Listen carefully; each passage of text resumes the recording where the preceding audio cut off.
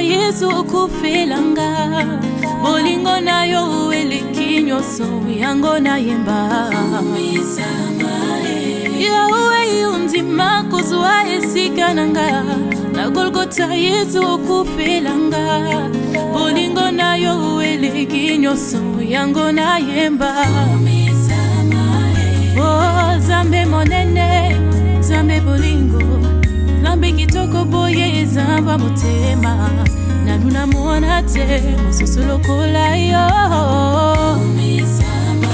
Oh yango na kuyembe Oh yango na kuyembe Oh na kuyembe Hallelujah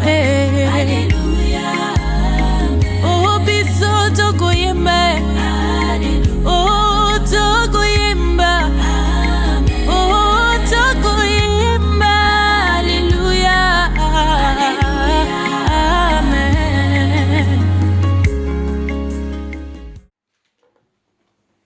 Tout le monde a sa Bible déjà. Et pendant que nous allons prêcher, je vous prie de ne pas dormir.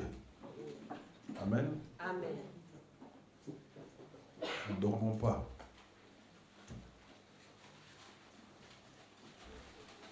Je félicite nos enfants parce que l'écho de leur dévouement sur les choses de Dieu, ça parvient jusqu'à mes oreilles. Amen. Et si moi j'entends cela, c'est-à-dire Dieu aussi l'entend. Donc c'est-à-dire nos enfants écoutent la parole et ils s'efforcent de le mettre en pratique. Ça c'est une bonne chose. Amen. Voilà, je vais lire la parole de Dieu, l'ami de Dieu, l'ami de Jésus, ou ami de Dieu, ou être comme Jésus. Ensuite, nous allons nous lever pour proclamer la source qui nous donne la vie. C'est-à-dire Jésus, le Christ. Nous allons lire dans le livre de Josué, nous connaissons les versets clés de Josué. Amen. Amen. Tout enfant de Dieu, je crois, il connaît les versets clés de Josué. C'est combien? Très bien, ma sœur. Ça, c'est Josué, verset clé. Amen, amen. Amen. Josué 1:8. Josué 1:8. Et puis nous allons nous lever et nous allons acclamer la parole de Dieu. Amen. Je lis au nom de Jésus. Amen. La Bible déclare ceci. Que ces livres de la loi ne s'éloignent point de ta bouche. Médite-les jour et nuit pour agir fidèlement selon tout ce qui est écrit. Car c'est alors que tu auras du succès dans tes entreprises. C'est alors que tu réussiras. Amen, amen. Amen. Lèvons-nous maintenant. Nous allons acclamer la vérité qui vient d'être trahie au bien-aimé. La vérité, Christ est Seigneur. La vérité, Christ est roi. La vérité, Christ est Dieu. La vérité, il est le source de toutes choses. La vérité nous aime au nom de Jésus. Amen, amen. Prenons place, que Dieu vous bénisse.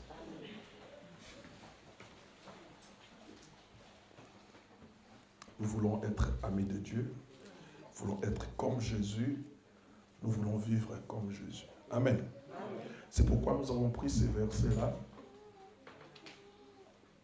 pour essayer de partager ensemble. Et là, on nous parle de Josué. Amen. Amen. Josué, de par son nom, amen, nous voyons c'est un type de Christ. Amen. Parce que son vrai nom, c'est Osée. Amen. Qui signifie salut. Amen. Josué, c'est un nom que Moïse l'a donné.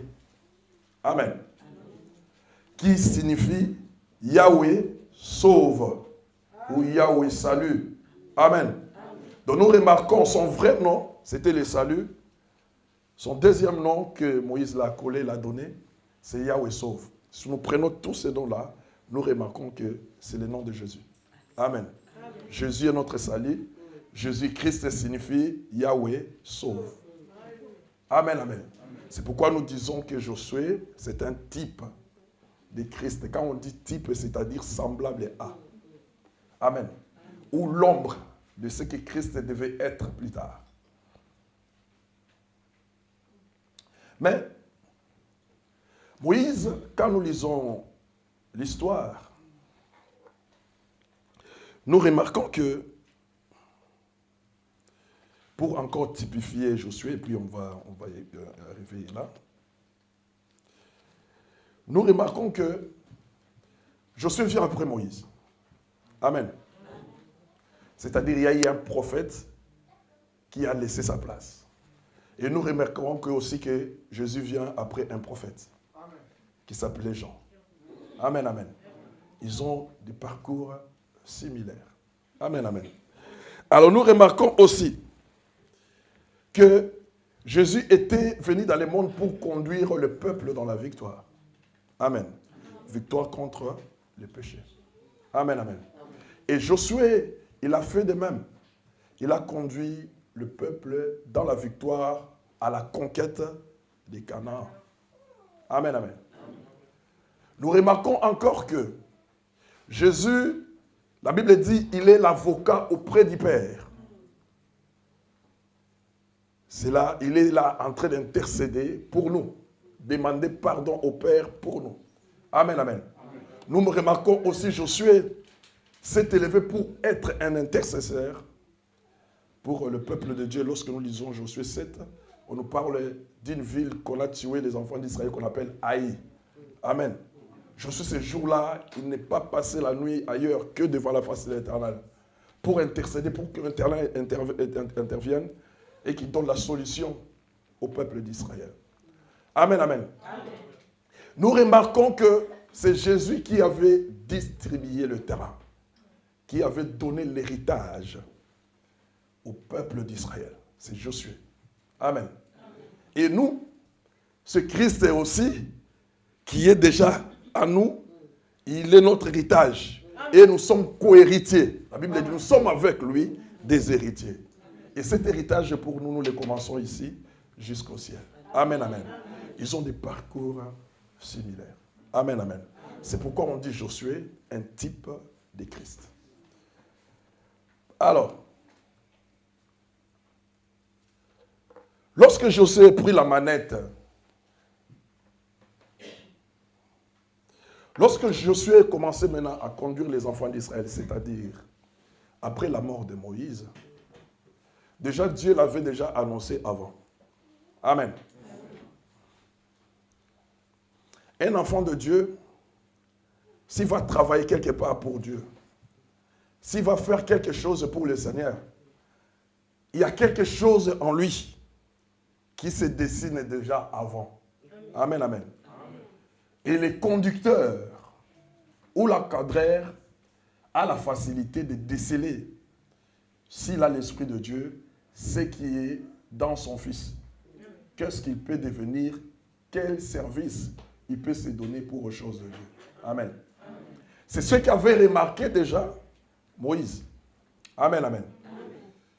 Moïse sortait dans la tente d'assignation, mais Josué restait. Amen, amen. Ami de Dieu, il faut rester dans sa présence. La prière, c'est plus que tout. La Bible dit, lorsque Moïse entrait dans la tente pour prier, pour chercher la face de Dieu, et lorsqu'il terminait, il sortait, son serviteur, Josué, lui restait dans la présence de Dieu. Amen, amen. Ça, c'est déjà un signe. Lorsque Dieu a déclaré à Moïse et lui a dit, c'est pas toi qui feras entrer ce peuple dans la terre promise. Amen. Et il y aura quelqu'un d'autre qui va te succéder. Dieu a déclaré, il a dit, mettez-moi à part Josué, fils de Nun, en qui réside l'Esprit. Amen, amen. L'Esprit de Dieu. Tu dois être un homme de prière parce que la prière appelle à toi l'Esprit de Dieu. Amen. Amen. L'Esprit de Dieu nous permet à ne pas être mécanique. Beaucoup, nous sommes mécaniques, nous sommes poussés. Amen. l'Esprit de Dieu nous rend automatiques. Donc, c'est-à-dire, il est temps, je vais faire ça.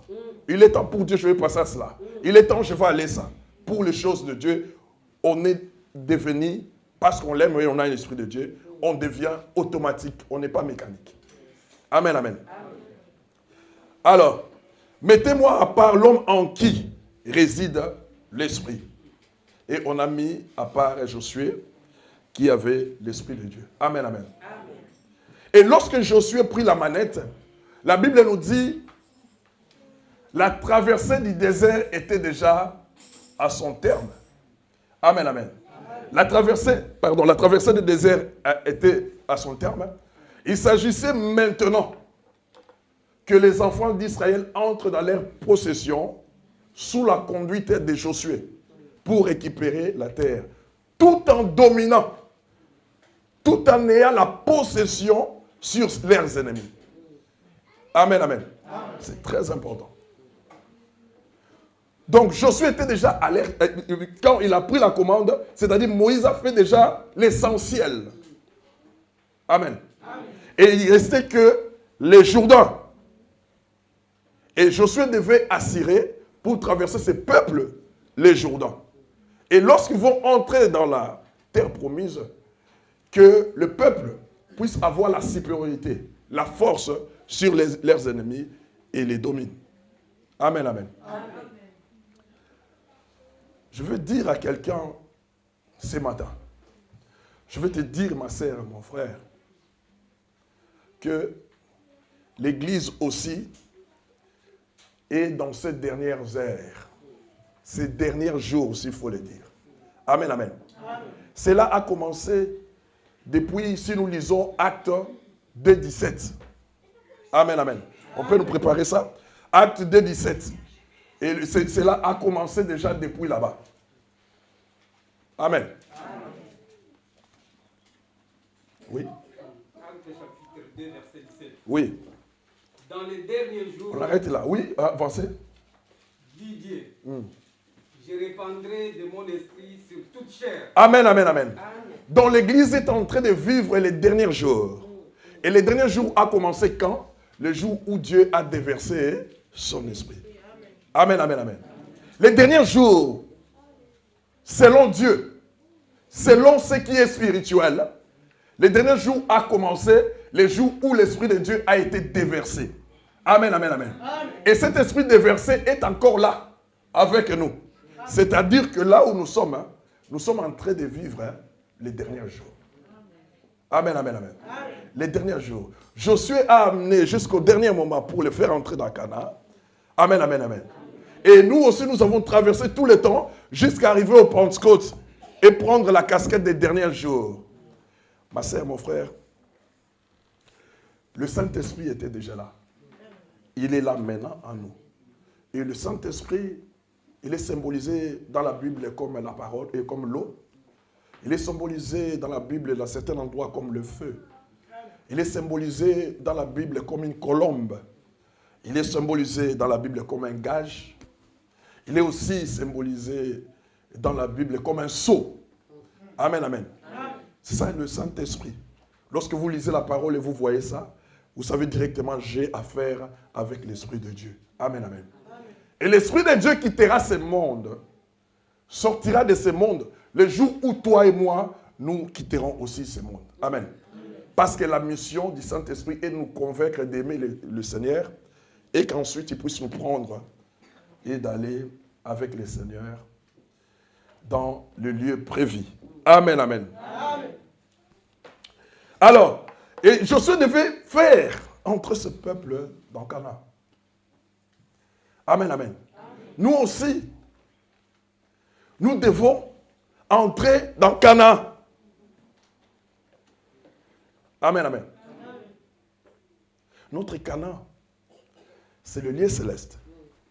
Amen. C'est le lieu céleste où nous entrons par la puissance de l'Esprit de Dieu qui nous unit par Jésus-Christ mort et ressuscité et qui nous appelle ensuite de s'asseoir à ses côtés. Mais pendant ce temps-là, nous sommes encore dans le monde, nous sommes en train de livrer les combats contre les esprits spirituels. Amen. Dans les lieux célestes. On nous lit Éphésiens pour bien paraphraser ce que je viens de lire. Éphésiens 2, 6.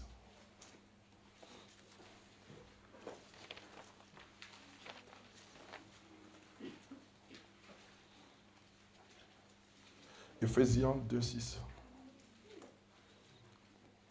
Éphésiens chapitre 2, verset 6. Il nous a ressuscités ensemble. Il nous a fait asseoir ensemble dans les lieux célestes en Jésus-Christ. Amen, amen. Il nous a fait asseoir où? Dans les lieux célestes. C'est-à-dire que notre Canaan, c'est les lieux célestes. Les esprits impurs qui sont dans les lieux célestes, ce n'est pas leur place. Amen, amen. Et du jour au jour, nous avons à combattre pour essayer de les éloigner de ces lieux-là. Parce que c'est notre endroit. Amen. L'endroit où nous devons vivre. Mais nous voulons voir un peu la différence. Et ils devaient entrer à Canaan. Et nous, notre Canaan. Amen. 2,6, je dis. 2,6, oui.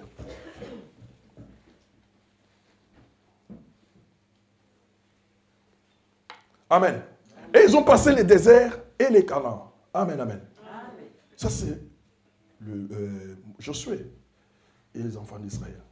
Nous aussi, nous devons passer le désert et en Canaan. Amen, amen. Mais le désert, c'est quoi? Amen. Le désert, c'est quoi? Le désert, c'est ce que nous appelons l'humilité. Amen. Être humilié, l'humilité. Et être éprouvé. Amen. C'est ça le désert. C'est quand il y a les moments difficiles. Quand il y a les moments compliqués. Je sais que beaucoup d'entre nous sont en train de passer des moments difficiles. Si tu es en train de passer un moment, maintenant là, un moment difficile, sache-le que si tu es encore dans ta vie, dans ton esprit, tu sais que tu es un enfant de Dieu, sache-le que tu es en train de traverser les déserts. Amen. Dans le désert, il y a eu des complications. Dans le désert, il y a eu beaucoup de choses. Il y a eu des difficultés, des situations compliquées. Amen, amen. Le désert, quand nous passons là-bas, Dieu a besoin de quelque chose à nous, c'est-à-dire notre cœur. Un enfant de Dieu, quand il passe les moments difficiles, c'est ça qui a la différence entre l'enfant de Dieu et l'enfant du monde. Un enfant de Dieu, quand il passe des moments difficiles, il se réfugie vers son Père, vers son Seigneur. Il dit, Seigneur, je ne peux pas. Je ne peux pas avancer, Seigneur. Viens à mon secours et soutiens-moi. Amen, amen. Mais un enfant de Dieu et un enfant du monde, même si nous sommes avec à l'église, lorsqu'il traverse des moments difficiles, il dit, non, non, non, je laisse un peu l'église à côté. Je vais aller chercher une solution ailleurs. Amen, amen. Dans le désert, Dieu cherche le cœur de son peuple pour lui parler, pour l'instruire. Amen, amen. Et à ce moment-là, nous sommes humiliés. Non seulement nous sommes humiliés par rapport aux gens qui nous voient, nous humilions aussi notre âme, notre esprit devant Dieu. C'est là où nous pouvons aller dans le livre des Chroniques 7,14, on dit, le peuple sur qui est invoqué mon nom, s'humilie. Amen. Pendant les difficultés, pourquoi il devait s'humilier? Parce qu'il y avait de mauvaises choses qui étaient faites précédemment. Amen. Il devait s'humilier et demander pardon, afin que l'Éternel leur apporte la solution. Amen. Je veux dire à quelqu'un encore qui traverse le désert, revois ta vie maintenant. Revois ta vie et va au pied du Maître. Va au pied du Seigneur. Et le Seigneur te donnera une bonne réponse. Amen. Si tu résistes jusqu'à aujourd'hui, parce que Dieu t'aime, il veut que tu changes, tu sors de cette situation. Amen, amen. Le désert, l'Éternel est en train d'éprouver, je dis bien éprouver son peuple. Amen. Je vous ai toujours dit, quand on éprouve un peuple, quand on éprouve quelqu'un, c'est pour des choses. Amen. On cherche la valeur et la qualité. Quelle valeur as-tu pendant la traversée du désert? N'as-tu pas insulté Dieu? N'as-tu pas sorti des sentiers bâtis? N'as-tu pas rentré en Égypte pour aller chercher des concombres? Amen, amen. Le désert, c'est pour éprouver. La valeur, on veut voir à toi, est une qualité. Quand nous lisons dans le livre de Job, je vous donne le verset, je crois Job 1, 8.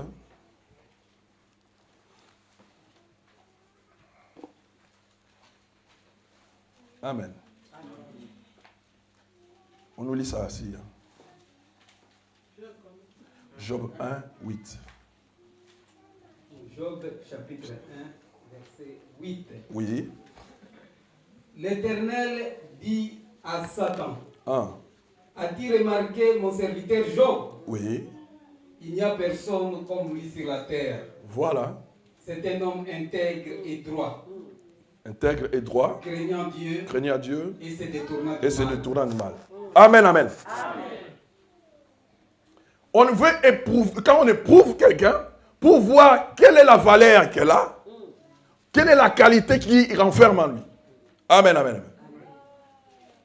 Et ce jour-là, Dieu a déclaré devant le diable, il a dit, as-tu remarqué mon serviteur Job? Il est intègre et droit, craignant Dieu et se détournant du mal. Amen, amen. Il a donné ces 4 caractéristiques. Mais le diable a dit, laisse-moi le passer dans le feu.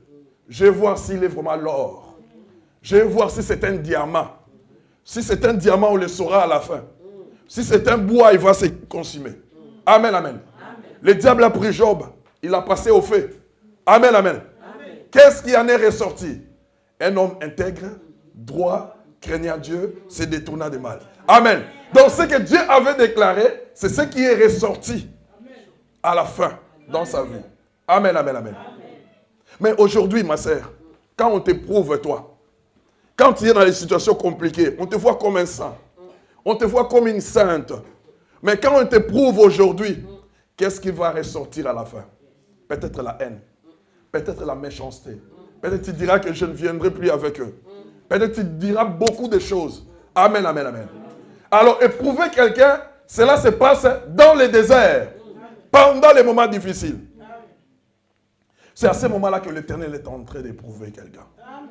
Quand nous allons à Babylone, nous allons voir, c'est quelque chose pour nous montrer comment nous devons être avec Dieu, nous devons être amis de Dieu. Quand nous allons dans le livre de Daniel, quand nous allons à Babylone, nous allons voir encore cet homme-là de Daniel. On lit dans le livre de Daniel.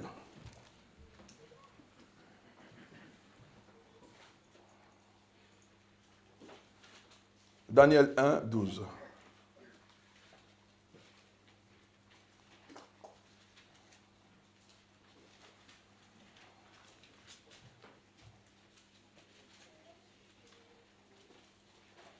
Daniel 1, 12.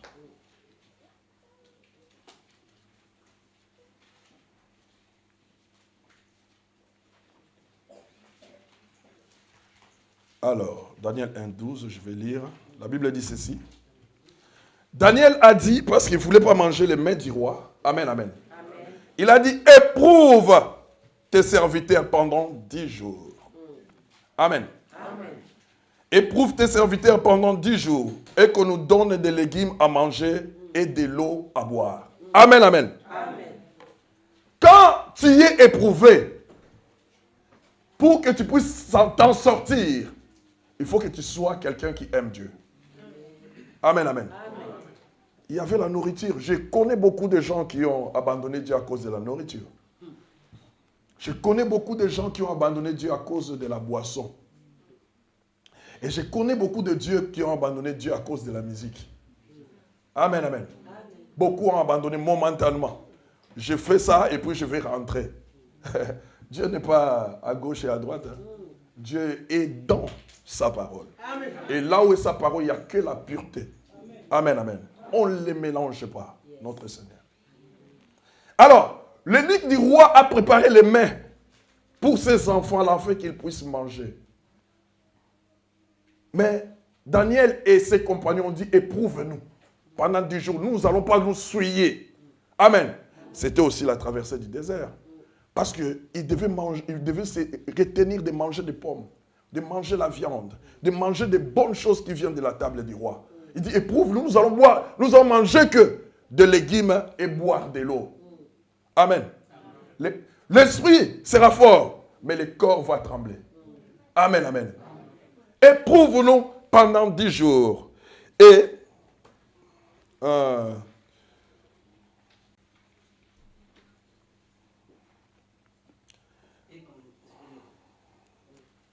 Daniel chapitre 1, verset 12, la Bible dit ceci. Éprouve tes serviteurs pendant 10 jours et qu'on nous donne des légumes à manger et de l'eau à boire. Ça, on a lu, oui. Ok. Maintenant, après avoir éprouvé, 20. Verset 20. Oui. La Bible dit ceci. Sur tous les objets qui réclamaient de la sagesse et de l'intelligence, et sur lesquels le roi les interrogeait, il les trouvait 10 fois supérieurs à tous les magiciens et astrologues qui étaient dans tout son royaume. Amen, amen, amen, amen. On acclame l'Éternel. Amen. Ils ont refusé, à cause de Dieu, le mets délicat. Ils l'ont mis à côté. Nous allons souffrir, nous donner à Dieu. Amen, amen. Lorsqu'ils sont arrivés à la fin, parce que ce Dieu qui les avait remplis de cet esprit, de cette puissance, à la fin, on dit leur intelligence était 10 fois que les magiciens et les astrologues chaldéens. Amen, amen. Amen. Donc, quand ils traversent le désert, c'est un bon moment où l'Éternel est en train de te forger. L'Éternel est en train de te changer. Ne baisse pas les bras. Ne regarde ni à gauche, ni à droite, mais regardez au Seigneur, parce qu'il a une mission, il a quelque chose à faire pour toi. Amen, amen, amen. Amen. Alors, ça c'était le désert. Ça c'est notre désert. Nous les passons tous ensemble ici. Amen, amen. Nous aussi, notre désert et notre Canaan, c'est sur terre. Amen, amen. Maintenant, notre Canaan. Amen.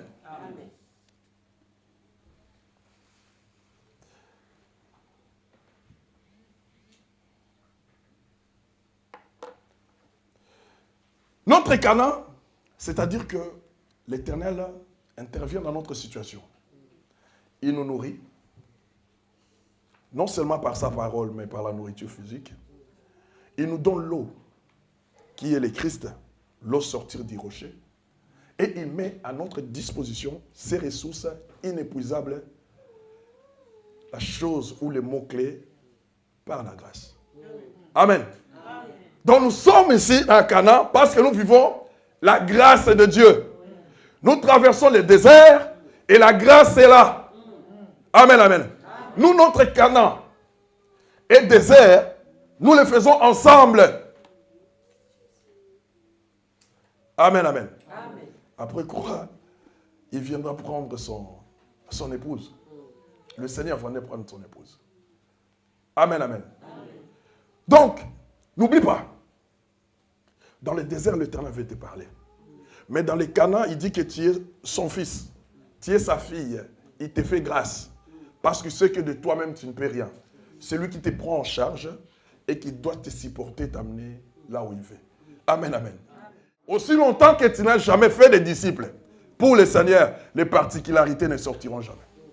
Amen. Amen, amen. Alors, donc nous avons montré que Josué avait le désert et les Canaan. Nous avons compris aussi notre désert là où il est et notre Canaan là où il est. Amen. Je disais toujours que le diable ne peut rien contre l'obéissance. Et l'obéissance se règle toujours sur la parole de Dieu. Amen, amen. Alors nous lisons maintenant Josué 8. Nous allons entrer à Josué 8. Et Josué 1, 8, je vais lire encore, je vais les relire. On dit que ces livres de la loi ne s'éloignent point de ta bouche. Médite-les. Amen, amen, amen. Médite-les. Pourquoi méditer la parole de Dieu? Pour l'obéir. Oh. Nous méditons la parole de Dieu pour obéir ce que nous méditons. Est-ce qu'on peut se poser une question? Est-ce que ce que moi je lis, ce que moi je médite, ce que moi j'apprends, est-ce que j'arrive à les pratiquer? Amen. Quand on médite, ce n'est pas pour passer le temps. Hein? Amen. Beaucoup de gens, ils lisent les versets s'ils veulent sortir comme celui qui égrène les chapelets. Amen. Aujourd'hui, il ouvre par hasard comme ça. Boum. Aujourd'hui, je vais lire ça. Amen, amen. Non, il faut planifier. Heureusement, l'Église a un plan de lecture. Il faut planifier. Il faut dire qu'aujourd'hui, je vais lire ça, ça, ça. Je ne fais pas des fico. Amen, amen. Amen. Tu regardes ce qu'il faut et tu lis et l'Éternel se manifestera. Amen, amen. Et la question se pose, est-ce que nous lisons, nous méditons vraiment pour un but? Amen, amen. Si nous ne méditons pas pour un but, pour passer le temps, c'est-à-dire que nous sommes dans les péchés. Je vais expliquer un peu la situation de David. Nous sommes dans 2 Samuel 2, 13. Ceux qui ont l'habitude d'être avec nous le vendredi, ils ont quand même eu une partie. Amen. La Bible nous dit, suivez-moi très bien. David, au lieu de partir en guerre, il est resté dans son palais. Amen, amen. C'était une faute grave. Parce qu'à l'époque, c'est le roi qui menait la guerre. Nous l'avons vu avec Saoul, à certains moments avec David, et même les rois qui sont venus après eux participaient à la guerre. Amen, amen. C'était une erreur. Et c'est aussi erreur les enfants de Dieu. Au lieu d'être dans l'ensemble de Dieu, tu restes dans ta chambre même seule. Tu peux t'essuyer. Amen. Tu peux recevoir des mauvais coups de fil. Tu peux avoir des mauvaises pensées. Amen. Ça peut t'envoyer de sortir pour aller à un endroit où tu n'écoutes que des choses qui ne glorifient pas l'Éternel. Et ces choses-là risquent encore de t'essuyer davantage. Amen. Au lieu de partir en guerre, il a refusé. Il a dit, je resterai. Et il faisait les tours sur la toiture de son palais. Et de loin, il a remarqué une femme. La femme d'Ori. Amen, amen. Or, David était un homme selon le cœur de Dieu. Et quand il a remarqué cette femme-là, il a aimé. Et il a pris, il a fait ce qu'il fallait avec cette femme-là. Et en fin de compte, il a engrossé. Amen. Je vais un peu vite. C'est-à-dire, il était un homme selon le cœur de Dieu, mais il est tombé dans les péchés. Je vous ai dit toujours, un péché en appelle à un autre péché. Non seulement, il a pris la femme d'autrui, mais il a assassiné son mari. Amen, amen, amen. Et l'Éternel n'était pas content. Amen. Il a envoyé les prophètes pour lui annoncer la sentence de ce que l'Éternel devait faire. Ma sœur, mon frère, lorsque nous tombons dans les péchés, même si nous sommes enfants de Dieu, il y a ce que nous appelons coupir. Amen. Amen. Il y a coupir parce que les capacités divines en toi représentent Dieu. Et comme tu es dans les péchés, ces capacités divines ne vont plus fonctionner. Ou seront corrompues. Parce que tu es dans les péchés. Parce que l'Éternel est les péchés. Amen, amen. Ce qui fait que David, les capacités de Dieu en lui étaient coupées parce qu'il était tombé dans les péchés. L'Éternel a envoyé son prophète pour lui dire la vérité. Et il s'est repenti. Amen. Il a demandé pardon. Quand tu demandes pardon, suivez-moi très bien, l'Éternel te restaure. Amen. Il pardonne parce que lui-même a dit, si nous demandons pardon, il est juste pour nous les pardonner. Amen, amen. Il restaure ton âme, il restaure ton esprit. Amen, amen. Mais les capacités divines qui sont en toi vont prendre un temps pour avoir leur niveau normal. Donc tu dois passer un moment difficile, un moment de transition. Tu vas commencer à te poser des questions. Avant, je voyais ça, mais pourquoi je ne vois pas? Et pourtant, j'ai pris. Amen, amen. Mais tu étais dans les péchés. Ces choses-là vont se remettre petit à petit en mouvement. Amen, amen. Parce que tu les avais arrêtés brusquement. Et ça va, le processus va commencer à se faire maintenant, lentement. Amen, amen, amen. Et il s'est fait que, suivez-moi très bien, un des fils de David a aimé sa sœur. Il s'appelait Amnon. Il a aimé sa sœur Tamar. Amen, amen. Or, David, quand il fait toutes choses, parce qu'il avait l'Esprit de Dieu, il demandait à Dieu. Amen. Quand on est dans les péchés, on n'aura plus envie de demander à Dieu. Les calculs, c'est toi-même qui les fais. Amen. Ta sortie et ta rentrée, c'est toi-même qui les fais. Tu planifies des choses de ta manière parce que tu n'es plus de Dieu. Il y a quelque chose de noir qui est en toi. Amen. David n'a pas demandé aussi non plus à Dieu. Parce que Amnon avait un mauvais conseiller à ses côtés. Je vous ai parlé de la lecture, je vous explique seulement. Avait un mauvais conseiller qui lui a dit, si tu aimes ta sœur, fais les malades. Dors sur le lit et dis à ta sœur, demande au roi d'envoyer ta sœur Tamar de préparer quelque chose, un gâteau. Et comme ça, tu vas t'abuser d'elle. Amen, amen. Et les choses se sont passées comme le mauvais conseiller avait dit. Amen, amen, amen. Je rappelle encore aux enfants de Dieu. Ce n'est pas tout homme, toute personne que vous devez vous attacher à lui. Amen. Si tu as quelqu'un, lorsque tu exposes un problème, il t'éloigne de la source, c'est-à-dire de la parole de Dieu. Cet homme-là n'est pas bon pour les choses de Dieu. Amen. Quelqu'un qui t'éloigne des choses de Dieu, il n'est pas bon. Non, si tu vois comme ça, reste chez toi. Non, non, non. Si tu vois comme ça, ne les regarde. Non, non, non, non, non, non. Amen. Tu seras comparable à l'oncle de ce monsieur-là. Amen, amen. Alors, la femme a été abusée. Elle a abusé sa petite sœur. Et sa petite sœur a pleuré. La petite sœur avait un grand frère qui s'appelait Absalom. Amen. La Bible dit Absalom n'a rien dit. Il a calmé seulement sa petite sœur. Il a dit, c'est ton frère, n'allez pas plus loin, laisse comme ça. Amen, amen. Or, il avait gardé la haine. 2 ans plus tard, il est parti voir le roi. Il a dit, le roi, j'ai des tondeurs chez moi. J'aimerais que le roi te vienne avec toute ta famille, avec la famille pour que nous fêtons, nous festoyons. Amen, amen. Le roi dit, non, nous serons en charge pour toi. Allez faire seul. Il a dit, bon, donne-moi Amnon. Amen. Mon frère. David, il a trouvé ça un peu bizarre. Comment il peut seulement demander ces garçons-là qui avaient couché avec sa sœur? Amen, amen. David, pour protéger son fils, il a dit, non, je ne t'enverrai pas Amnon, mais je t'enverrai tous les fils. Tous mes fils viendront avec toi. Amen, amen. David n'a pas consulté non plus Dieu. Amen, amen. Je dis, quand le péché est déjà en toi, ça deviendra dur, lourd, pour demander à Dieu quelque chose. Ça sera dur. Les choses de Dieu pour toi, ça deviendra, comme je dis, la mécanique. Amen. Et lorsqu'il a laissé son fils partir, la Bible dit, après, Absalom a tué ces garçons-là pour venger sa sœur. Il a tué le fils du roi pour venger sa sœur. Amen, amen. Mais la faute était à qui? Au père. La source était mauvaise. Lorsqu'il a fait les choses à la femme de Uri. C'est ça qui a contaminé jusqu'à ce jour-là.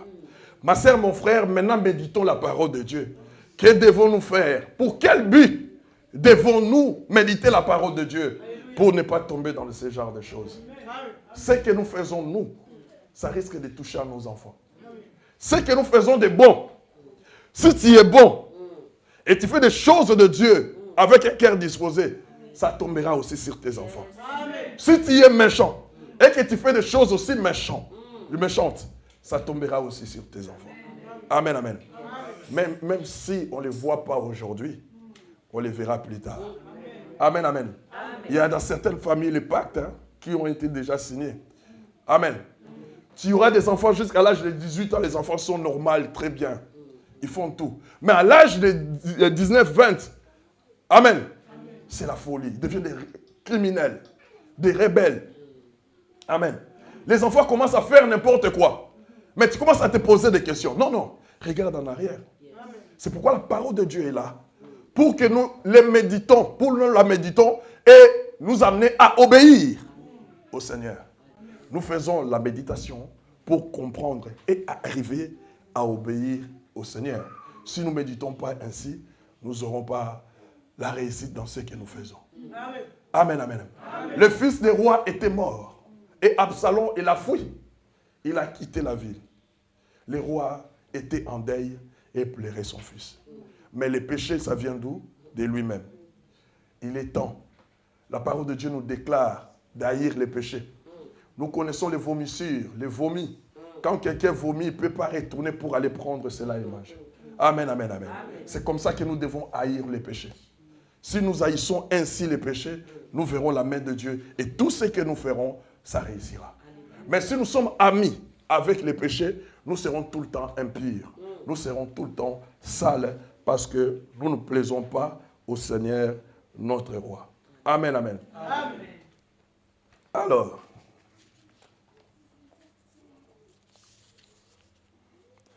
méditez-les jour et nuit. Amen, amen. On n'a pas donné le temps. En fait, on a donné le jour. Pas la journée, mais le jour. Donc, c'est-à-dire de 0h à 24h. Amen. Donc, la parole de Dieu n'a pas un temps où nous devons rester pour lire et l'autre temps. Non. Quand il y a l'occasion, ma sœur, quand il y a l'occasion, mon frère, il faut lire la parole de Dieu. Parce qu'elle te sauvera. Elle te sauvera, cette parole-là. Aujourd'hui, tu ne le sens pas. Mais un jour, il te sortira d'affaire.